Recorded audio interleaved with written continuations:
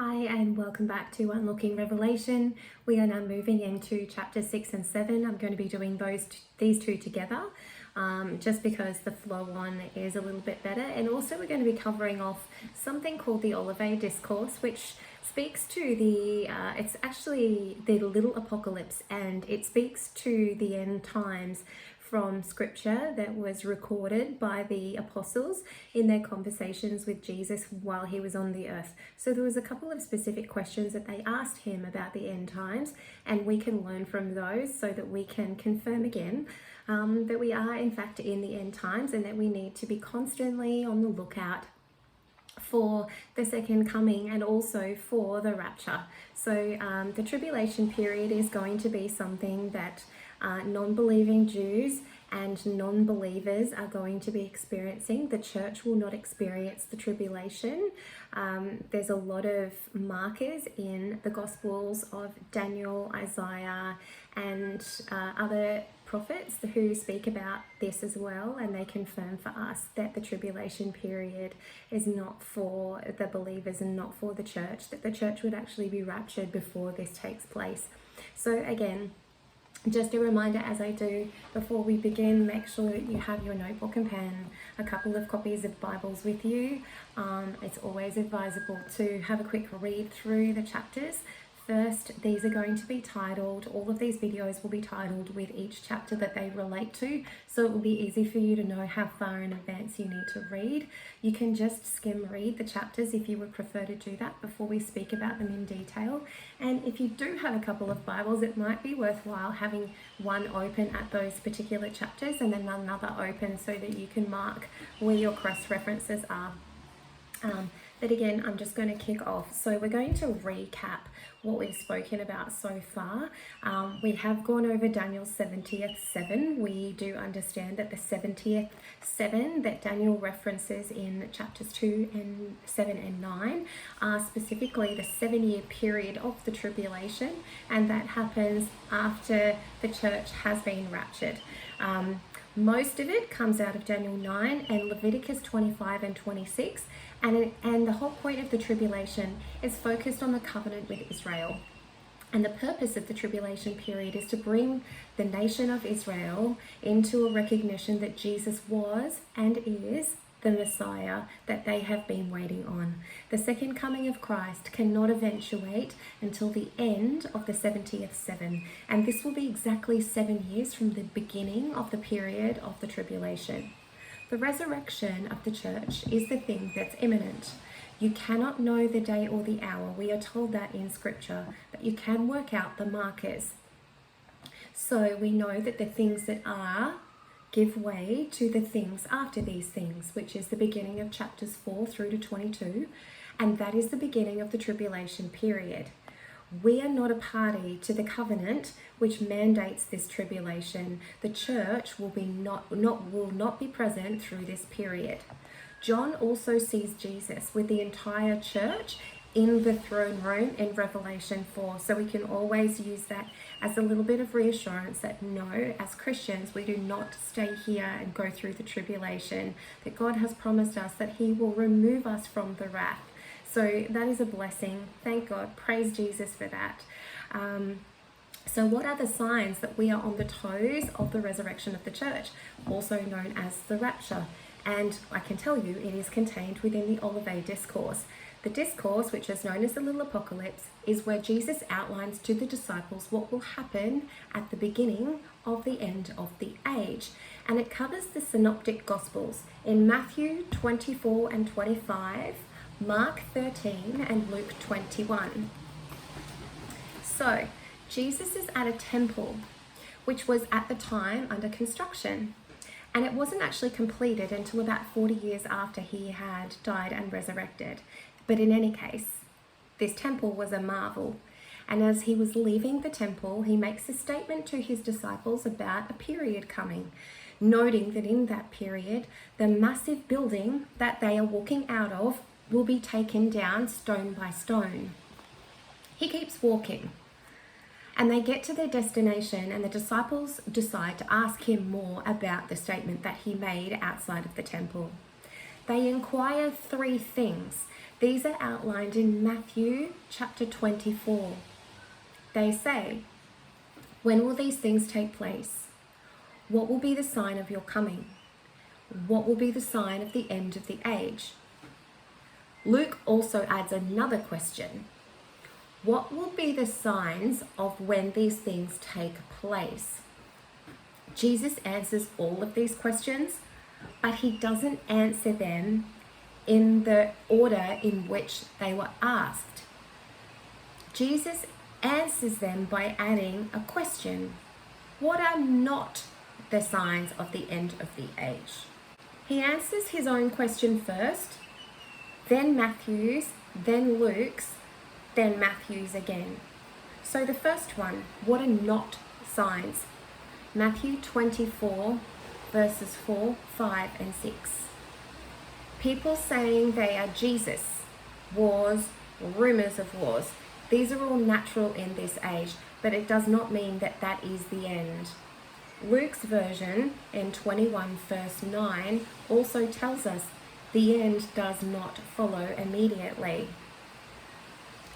2.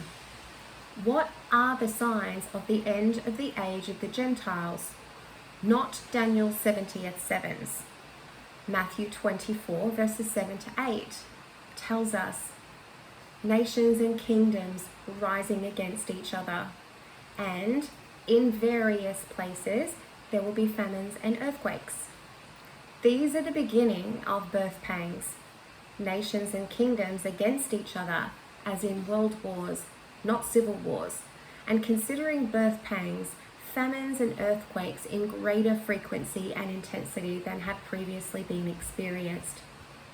In various places means that the places that we aren't necessarily expecting to see them.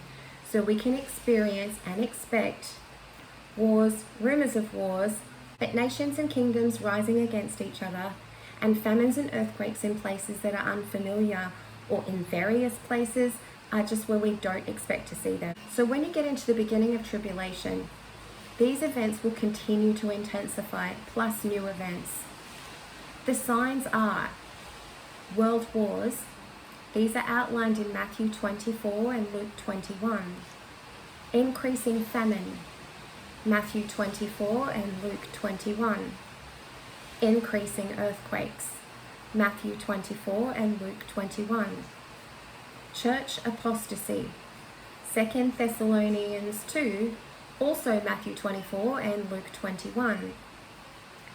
10 kings ruling, that is outlined in Daniel chapter 2 and 7. The church resurrected, that is outlined in Revelation 4 and 2 Thessalonians 2. The regathering of Israel in their land. From 1948, they've been back in their land. Have a look at Ezekiel 20. And before tribulation, Elijah's return, he was taken away in a chariot. And Elijah's return restores children to their fathers and inspires Israel to return to orthodoxy. This is covered off in Malachi 4, verse 1 through to 6. A covenant will also be signed with Israel. This is outlined in Daniel 9. And this exact moment is what marks the beginning of the tribulation event. The church must be resurrected before the covenant is signed with Israel, as this signifies the beginning of tribulation. Revelation 6. What is the effect of the covenant being signed? The details outlined in Revelation 6 are the consequences of this happening. Tribulation is broken into 3 sections: the first half of tribulation, the mid-tribulation, and the great tribulation. The first half of tribulation is covered in chapters 6 to 9. This includes war, famine, earthquakes, the woe judgments, 144,000 sealed, temple sacrifice, and 2 witnesses. The mid-tribulation period is covered in chapters 10 to 15. This speaks about the Antichrist dying, the Antichrist resurrection, the remnant protected, Satan expelled, the abomination of desolation. The world worships the beast. 3 kings are killed. The witnesses are killed and then resurrected. And the 144,000 are martyred for their beliefs. The last half of tribulation is known as the Great Tribulation, and this is covered in chapters 16 to 19. This speaks to the bowl judgments, the war of Armageddon, the fates sealed, martyrdom, and the mark of the beast. The first half of tribulation is the first 4 seals. They are linked. Chapter 6, verse 1 to 3 speaks about the first seal being opened with an invitation to come. This prompts John to look at the vision of the earth. Seal 1. It's 4 horses, different colours. These are known as the horsemen of the apocalypse. These indicate the actions of the earth in a bigger way. The white horse rider has a he. He, in this instance, is the leader with the little horn referenced in Daniel. This is the beginning of the 70th sevens, and he carries a bow and wears a crown. A bow is an instrument of war, but there are no mention of arrows. So in this case, we can probably presume that he threatens harm, but persuades people. There's a crown, again a Stephanos crown, an achievement or reward. He is not one of the 10 kings, but he has a reward of great accomplishment, not birthright. It speaks to going out into the world, conquering and to conquer. So this tells us that it is a process over a period of time. And it's someone who could broker an agreement to create peace in the Middle East. Daniel 9:26 tells us that he comes from the same people as those who destroy the temple in AD 70. This means that the Antichrist is of European descent, possibly Rome, we do not know. Either way, he is a Gentile.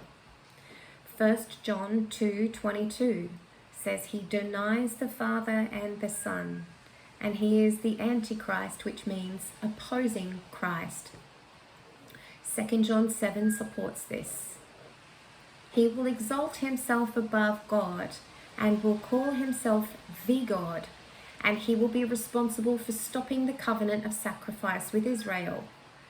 2 Thessalonians 2 verse 5 to 9 talk about the Antichrist, empowered by the Antichrist.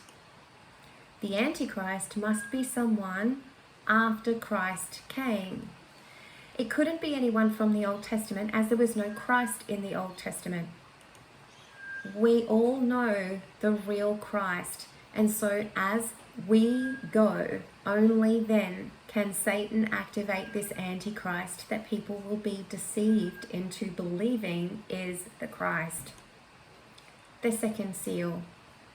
The second seal speaks of a red horse with a sword and a rider and a he.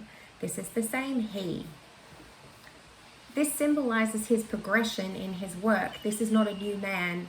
The red horse is a symbol of progression. It is the next stage of the outworking.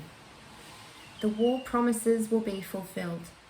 This represents widespread bloodshed, taking peace from the earth, not just a corner.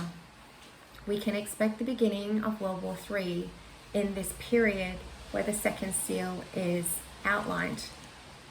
The third seal speaks of a black horse with scales, not justice scales, plus a he. The scales referenced in this third seal are for valuing goods or trades accomplished by weight. This is a reference to commerce, and it speaks about the destruction and scarcity of goods and supplies and price increases. There will be global starvation. God allows this as both the giver and the taker of life. His methods are his choosing.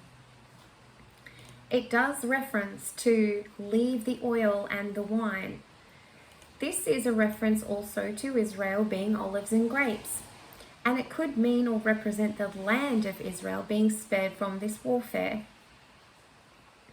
The fourth seal speaks about a horse and a rider and a he. It is the colour ashen, which is green. This is the colour of a human body hours or days after death. It is the gangrene that is referenced with death. The new name here, death, and the follower, Hades or hell. This is speaking only of the death of the unbeliever.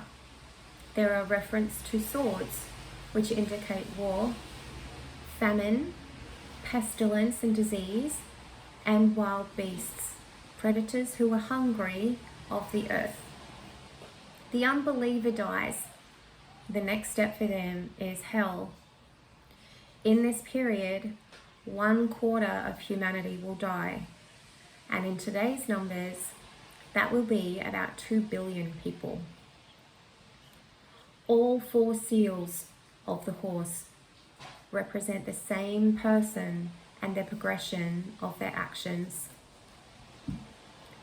The 5th and 6th seals are slightly different. The 5th seal is now back in the throne room. This is the heavenly tabernacle. This speaks about martyrs, but souls only. These are disembodied spirits. All church saints receive their new bodies at the resurrection day. Believers on the earth after the tribulation period. This tells us that faith has come back to the earth. In tribulation, being a Christian will be dangerous. Death will be a relief for these people.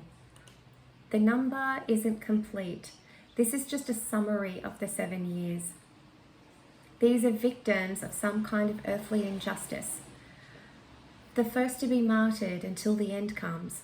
Daniel chapter 7 verse 25 and 26 informs us that they will be given into the hands of the Antichrist for 3.5 years. Martyrdom begins at the beginning, but rolls through the entire tribulation period. And martyrdom is a continual action through the entire tribulation. Death becomes the testimony of those people left behind. The 6th seal is covered in Revelation 6 verse 12. It speaks about the sun going dark and becoming black, turning off. This will mean the earth temperature plummets. Hurricane winds as temperatures change. The atmosphere will undergo a violent change. There will be no power. People will need to retreat underground for heat, but earthquakes will make that perilous. The moon will turn blood red. Question to consider is, how is the moon glowing red when it doesn't give off its own color? This is clearly a supernatural dramatic sign of physics. And the stars fall to the earth. This could mean meteorites or meteor showers. Note here in the 6th seal description that it is the reversal of the Genesis creation of the sun, moon, and stars. It says the sky is split and rolled up like a scroll. Mountains and islands are moved, and everything is destructed. This is like an earthly tribulation. This results in supernatural changes to the earth and the destruction of nature. Nothing compares to this. It is just the beginning of the 7 years.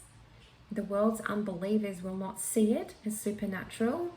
They'll just sound like global warming results. The earth dwellers will initially not see this as a judgment of God. Once the supernatural judgments move forward, the evidence piles up, but it won't have the result that we would like for them. The devastation will just bring greater curses to God. Each of these effects piles up.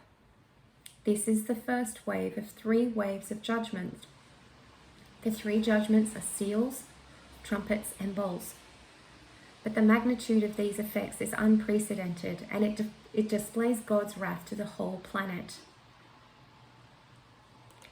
It says in Revelation 6:15 that everyone hiding from the wrath of God and the Lamb, then they understand it was Jesus. So at some point, some people will realize that this is actually the work of God. Chapter 7. The events of chapter 7 are happening simultaneously with the events of chapter 6. And these things are happening in conjunction, as in the case of chapter 7. So the context fits together. John shows us here that the things in chapter 7 match up with the timing in chapter 6. So this chapter is background or in addition. At the beginning of tribulation, 4 angels stop all winds from blowing for a time. This allows the time for the sealing of a group of bondservants, which are believers in Jesus, to be born again. This is outlined in 2 Corinthians 1 verse 21. God is describing a preparation step so he can bring a group of people to faith. Talks about sealing on their foreheads. This is a contrasting mark of the Lamb as opposed to the mark of the beast. These people are the 144,000 sealed from the 12 tribes. 12 tribes, 12,000 from each tribe. It tells us clearly who they are. They're Jewish. These are only Jewish. There were actually 13 tribes. The tribe of Dan is missing, but it must mean it's out for a reason. But this is referencing the tribe itself, not specific people. It's just the tribe. And it speaks about all men being all virgins. Again, 12 is the number of perfect governing, and it represents a new house on earth and leading a new effort. Exactly 144,000 in the context will be coming to faith. This isn't a figurative number, this is a literal number, an exact number, and the process itself is clearly supernatural. The water patterns and the cycles are severely affected. Water ceases to move. The 5th angel ascends and gives other angels orders. These are acting on God's command and performing the work of revelation. Devastation is carefully timed. God is the author of faith. He did it according to his choice, and he picked 12,000 from the 12 tribes and left out a tribe and saved them, so he could reveal to us that he chooses us. These are the first evangelists of the tribulation period. Revelation 7 verse 9 through 12 tells us after these things. It's cause and effect. It begins a new thing. The cause is that God saved 144,000.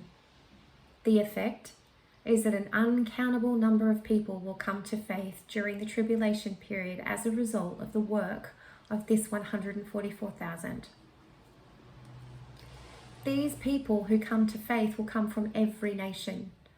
Matthew 24 verse 9 to 14 outlines this, and it is speaking about Revelation 7. Verse 11 says, in the throne room they're singing praise, which means they're in heaven. These events run concurrently as they speak to evangelism throughout the tribulation period, not a specific point in time. Once the 144,000 have been saved, the rest of the impacts are allowed to play out. The trumpet judgments are the 7 seal judgments, and the 7th trumpet are all the bowl judgments. I hope this has helped you understand better the 6th and 7th chapters of the revelation of Jesus Christ. Please like and share this content if you enjoyed it, and send me any messages, and I'd be more than happy to respond to you as soon as I can. Thanks again for watching, and God bless.